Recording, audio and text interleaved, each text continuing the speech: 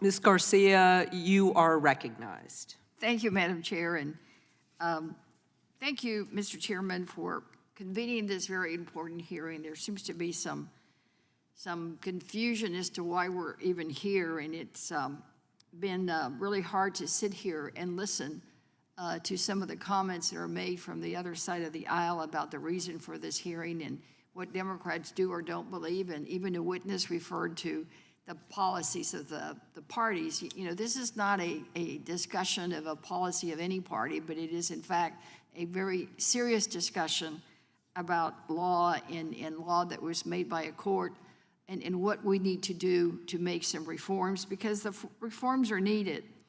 And to hear my colleagues talk about the defunding police and how Democrats are doing nothing but really focused in a coordinated effort to do this, I mean, that is just nonsense. All they need to do is to read the president's proposed budget, and the president himself has said that we need to invest more money in funding effective, accountable community policing, not less.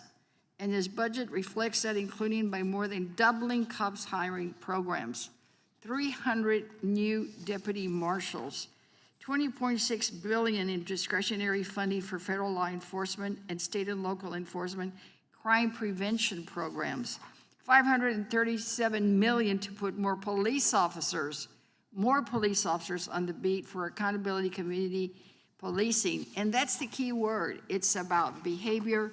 It's about accountability.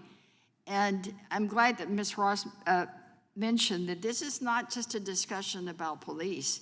We know there are good police officers, and we also know there's good public officials. However, just like every crate of apples, the old saying says there's always one bad apple in the crate. And unfortunately, I think that's what we're focused on today. So public officials, not only law enforcement, abuse their power and sometimes weaponize it against our most vulnerable communities. We cannot turn a willful blind eye to that fact. Revising the qualified immunity doctrine is a step in the right direction. The qualified immunity doctrine in practice ends up being absolute immunity and effectively deprives victims of their day in court. And Ms. Wright, I want to start with you. You mentioned the Taylor case, which in no way can be justified if those officers or those, I guess, jail attendants were acting in good faith. That is a defense. But when we talk about qualified immunity, it really isn't just about those officers, because in fact, those officers don't really pay the judgments. Is that correct? That's correct, Congresswoman. In my experience, in almost all cases, it is not the officers on the line for the financial responsibility. It's their employers or the state or municipality. Well, because this proposal to change to an employer's liability, it really is their employers who end up writing the check because of the rules of indemnity. And I know that there's some municipal governments throughout this country who, frankly, some have had to raise taxes to pay judgments. Some have had to float judgment bonds to pay those settlements. So what is that doing to local governments and their ability to really focus on putting the police on the street, putting the crime prevention programs forward, and making sure that they keep the community safe? What we have seen in municipalities and jurisdictions where they have had to pay these large settlements is that what often follows is an direction to police officers to not violate the Constitution in that specific way. And so it is a way of actually, because the citizens, taxpayers are ultimately really the ones who suffer because it's their money that pays the judgment, there is pressure by the employer, by the municipality to make sure that the officers are not doing the same thing again, because that will result in a political price. And so I think that that proposal and municipalities being responsible actually increases accountability and officers acting within the law. So, Mr. Schweitzer, could you give us examples where the defense of a good faith did work?